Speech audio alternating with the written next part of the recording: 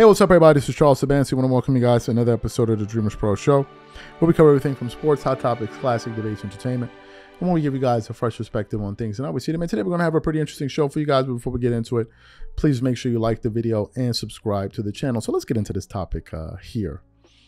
As you guys know, Nick Wright just recently got exposed for being represented by Clutch Sports. Now, why am I bringing up Nick Wright? The reason I'm bringing up Nick Wright is because Nick Wright was the first person that really started this whole talk about Michael Jordan selling his majority stake in the Charlotte Hornets. He was looking at it as a failure. He was saying that this needs to be a knock on Michael Jordan's legacy because he wasn't able to get this team to be a winning franchise and help them and get them to win an NBA, get them to win an NBA championship. So this should be a knock on his resume. And of course, a lot of people started roasting and toasting Nick Wright for putting out there such a ridiculous assertion. But then what happened? Nick Wright's opinion started to gain headway, and a lot of people started to say, oh, Jordan, Jordan was a failure with this team, was a failure, even though the guy 10x is unreal. You invest $300 million, you recoup $3 billion, and you're a failure. Man, oh man, only in Nick Wright universe, right? So after Nick Wright put out those comments, it brought out a lot of trolls, right? Because this is what they were looking. See, what I've noticed about Jordan is the people that don't believe Jordan is as great as he is, or don't believe that he's the GOAT, or don't believe that he's on Mount Olympus by himself, they don't like the fact that Jordan seems to be the only figure in NBA history that is like, okay, it's like we can't talk about Jordan. And they're like, why can't we talk about Jordan? Why can't we say this about Jordan? So what they do is they wait in the cut. And they're waiting for something to happen, and they jump out like a bunch of rats jumping out of a sewer system. And then all of a sudden they now start trying to find ways to throw stones at Jordan. Essentially, that's what they're trying to do. So what happened recently, it was NBA draft night where Malika Andrews gave us another Malika Andrews special. Malika doing her thing. So the first pick was picked by the San Antonio Spurs, where they selected Victor Wembanyama. Hope I got his name right. I will get it right before the season starts. You better believe it. And then number 2, they selected Brandon Miller, right? Brandon Miller. So what happened? After that selection was made, some people started to question whether or not Michael Jordan made the right selection, right? So this morning I was doing some research, and I came across an article here from Fade Away, which basically highlighted some comments that Adrian Wojnarowski from ESPN made in terms of him pushing back on the notion that Michael Jordan made the wrong pick.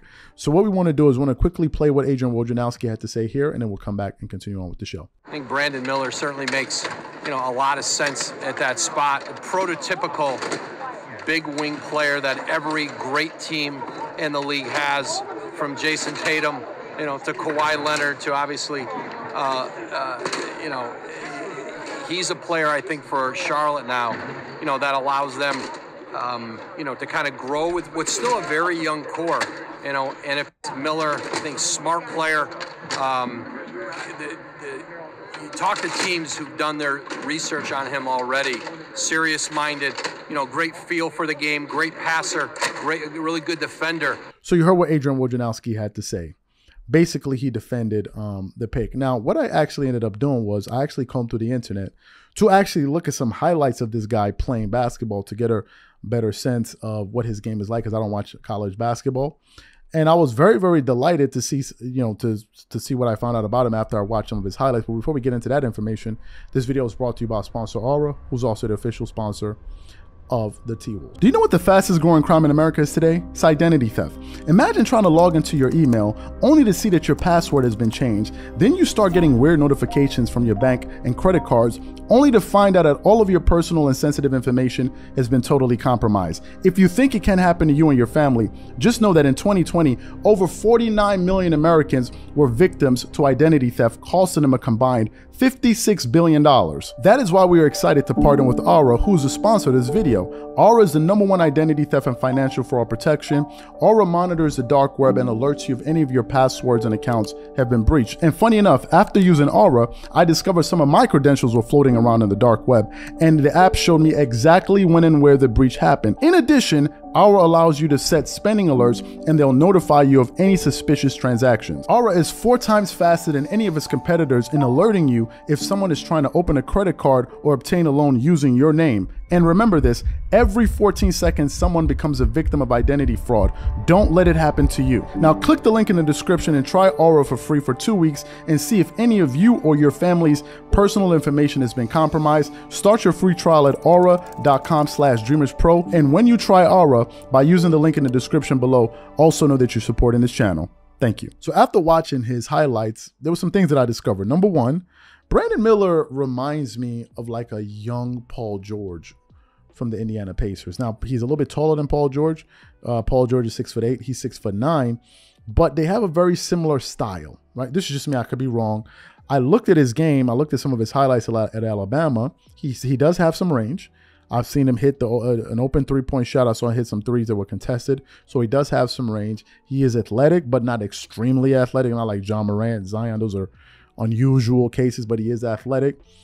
He's a guy that seems to like to crash the board a lot, right? So he has a lot of activity when he plays, and I think that really will probably stand out to coaches when they're scouting this guy and really, considering whether or not they would draft him. Probably that's something that stood out to the Charlotte Hornets as well.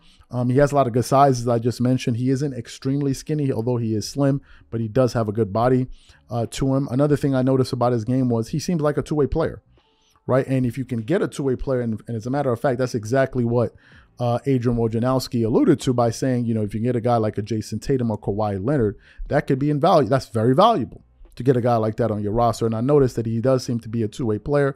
I saw him have some chase down blocks. So to have a guy that's enthusiastic about playing defense, not just about scoring, it's a good sign. He did make some comments where he said he believes the Charlotte Hornets are going to be in the NBA Finals. Okay, young fella, we'll have to wait and see if that's possible, but I do like the confidence. Now, he doesn't have a mid-range shot, and I think the fact that he doesn't have a mid-range shot is by design. I think that given the advent of analytics and the way these guys are brought up in the system in the United States, I think that these guys are basically groomed to shoot threes and layups. So I think that if he wants to be a 3-level scorer and really make himself very, very hard to guard, I think he will need to add a mid-range shot, but he doesn't need to have that in year 1 or year 2 or year 3. Maybe by year 4, then we'll probably look for him to develop that, because it takes a lot of time to develop a mid-range shot, even for the greatest mid-range players of all time. Kevin Durant wasn't as efficient as you see him today over the last few years when he first came into the NBA. So that's totally understandable. But I think he was a good pickup. I think he was a good pickup. Now, obviously, are these things 100% guaranteed? No, of course they're not.